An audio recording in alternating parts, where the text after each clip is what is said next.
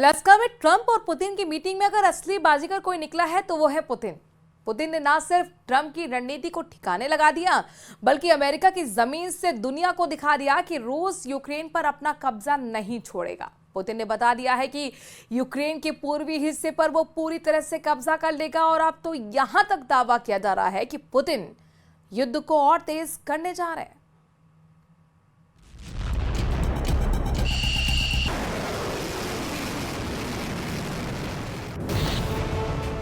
Alaska में Putin ने पलटी बाजी, 12 मिनट में यूक्रेन को डबल धोखा। अमेरिका के अलास्का में पुतिन और ट्रंप के बीच 3 घंटे तक यूक्रेन युद्ध को लेकर बातचीत हुई, लेकिन किसी को नहीं पता है कि इस मीटिंग में क्या बातें हुई हैं। अलास्का में मीटिंग से कुछ घंटे पहले ट्रंप ने ऐलान किया था कि मैं पुतिन से 2 मिनट की मीटिंग में समझ जाऊंगा कि सीज फायर होगा या नहीं। लेकिन हैरानी की बात है कि ट्रंप पुतिन के साथ 3 घंटे की मीटिंग के बाद भी दुनिया को नहीं बता पा रहे हैं कि रूस और यूक्रेन के बीच युद्ध विराम पर डील क्यों नहीं हो पाई है। हम आपको दिखाने जा रहे हैं कि 7 साल बाद हुई ट्रंप और पुतिन की मीटिंग में पुतिन ने बाजी पलट दी। महज 12 मिनट की प्रेस कॉन्फ्रेंस में पुतिन ने ट्रंप के सामने साबित कर दिया है कि यूक्रेन युद्ध का असली बॉस पुतिन है और उन्हीं की शर्तों पर युद्ध विराम होगा। दूसरी तरफ वॉर एक्सपर्ट्स कह रहे हैं कि ये मीटिंग पूरी तरह से फेल हो चुकी है और अब पुतिन पूरे यूक्रेन पर कब्जा करने की कोशिश जरूर करेंगे। यूक्रेनी अधिकारियों ने तो यहाँ तक दावा कर दिया है कि अब पुतिन पूरे यूक्रेन पर कब्जा करने की कोशिश करेंगे।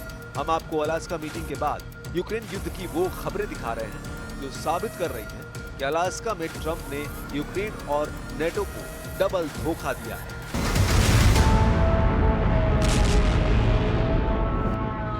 3 घंटे की पुतिन ट्रंप मीटिंग, अब वॉशिंगटन में जेलेंस्की का सरेंडर। पूरी दुनिया ये देखने को बेताब थी कि जब राष्ट्रपति ट्रंप राष्ट्रपति पुतिन से अलास्का में मिलेंगे तो यूक्रेन युद्ध पर क्या डील निकलकर सामने आएगी। लेकिन हैरानी की बात तो यह है कि इस मीटिंग में न तो कोई डील हुई और न सीज फायर पर बात बनी। वॉर एक्सपर्ट्स का साफ कहना है कि आज की तारीख में रूसी सेना यूक्रेन के काफी बड़े इलाके पर कब्जा कर चुकी है। इस वजह से यूक्रेन, यूरोप, नेटो और अमेरिका पुतिन पर दबाव नहीं बना पाए हैं। शुरू में दावे किए जा रहे थे कि ट्रंप पुतिन पर भारी साबित होंगे, लेकिन पुतिन ने दिखा दिया कि डोनाल्ड ट्रंप भले ही दूसरे देशों को धमकाकर अपना दबाव बना लेते हैं, लेकिन पुतिन को दबाना ट्रंप के बस की बात नहीं है। यही वजह है कि जैसे ही मीटिंग खत्म हुई, रूसी सेना ने यूक्रेन पर हमले बेहद तेज कर दिए हैं। खबर तो ये भी है कि जेलेंस्की इस मीटिंग के नतीजों से बुरी तरह से घबरा गए हैं।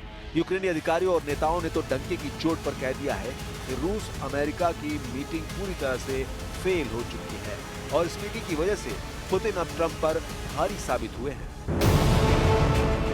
यूक्रेनी संसद की विदेश मामलों की समिति के अध्यक्ष ओलेक्सांद्र मेरेज़्को ने द न्यूयॉर्क टाइम्स को बताया कि ट्रंप और पुतिन के बीच शिखर सम्मेलन से रूस और यूक्रेन के बीच कोई शांति समझौता नहीं हुआ और पुतिन ने ट्रंप का इस्तेमाल ये दिखाने के लिए किया है कि वो अलग थलग नहीं है।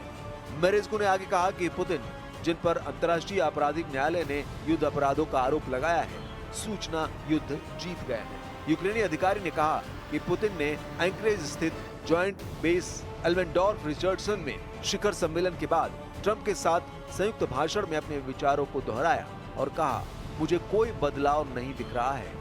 ट्रंप पुतिन में 3 घंटे क्या बातचीत हुई, इसकी जानकारी नहीं दी गई है। 12 मिनट चली प्रेस कॉन्फ्रेंस में दोनों नेताओं ने किसी पत्रकार के सवाल का जवाब नहीं दिया। ट्रंप ने कहा कि बैठक सकारात्मक रही, लेकिन अभी कोई अंतिम समझौता नहीं हुआ। पुतिन ने कहा कि यूक्रेन युद्ध खत्म करने के लिए उसकी असल वजह को खत्म करना जरूरी। पुतिन ने कहा कि अगर 2022 में ट्रंप राष्ट्रपति होते तो यूक्रेन युद्ध नहीं होता। इधर अमेरिका के राष्ट्रपति डोनाल्ड ट्रंप ने हार नहीं मानी है। अलास्का में रूसी राष्ट्रपति व्लादिमीर पुतिन के साथ यूक्रेन युद्ध को लेकर किसी तरह का समाधान नहीं निकलने के बाद ट्रंप ने कहा कि वो 18 अगस्त को जेलेंस्की से मिलेंगे। जेलेंस्की यूक्रेन के राष्ट्रपति हैं। ट्रंप से उनकी बातचीत वॉशिंगटन में होगी। इससे ये संकेत निकलता है कि ट्रंप किसी कीमत पर रूस और यूक्रेन युद्ध बंद कराना चाहते हैं, लेकिन लगता है पुतिन को जरा भी जल्दी नहीं है, क्योंकि रूस पहले से ही यूक्रेन के बड़े हिस्से पर कब्जा कर चुका है और अब पूरे पूर्वी यूक्रेन पर कब्जा करना चाहता है। जरा देखिए अभी तक रूस ने यूक्रेन पर कहां-कहां कब्जा कर लिया है। रूस के रक्षा मंत्रालय ने कहा कि रूसी सेना ने Ukraine institute for the study of war यानी ISW ने 8 अगस्त 2025 की जमीनी रिपोर्ट के मुताबिक कुछ ऐसे दावे किए हैं जो हैरान करने वाले हैं। ISW के मुताबिक रूस यूक्रेन की जमीन के 5वें हिस्से पर कब्जा कर चुका है, जो लगभग 1,14,500 वर्ग किलोमीटर इलाका होता है। तो वहीं दूसरे दावे में कहा गया है कि रूस ने यूक्रेन की लगभग 1,61,000 वर्ग किलोमीटर इलाके पर कब्जा कर लिया है। रूस से यूक्रेन के खार्किव, लुहांस्क, डोनेस्क, ज़पोरोजिया और खेरसोन क्षेत्रों से होकर लगभग 1,000 किलोमीटर तक बॉर्डर फैला हुआ है। रूस ज़पोरिजिया और खेरसोन क्षेत्रों के लगभग 3/4 हिस्से पर कब्जा कर चुका है। इसके अलावा यूक्रेन के खार्किव, सूमी, माइकोलाइव और नेप्रापेट्रोस क्षेत्रों के कुछ हिस्से रूसी कब्जे में हैं। सुमे और खार्किव क्षेत्रों में रूस लगभग 400 वर्ग किलोमीटर को कंट्रोल कर चुका है। निप्रोपेट्रोस में रूस ने सीमा के पास एक छोटा सा क्षेत्र अपने कब्जे में ले लिया है।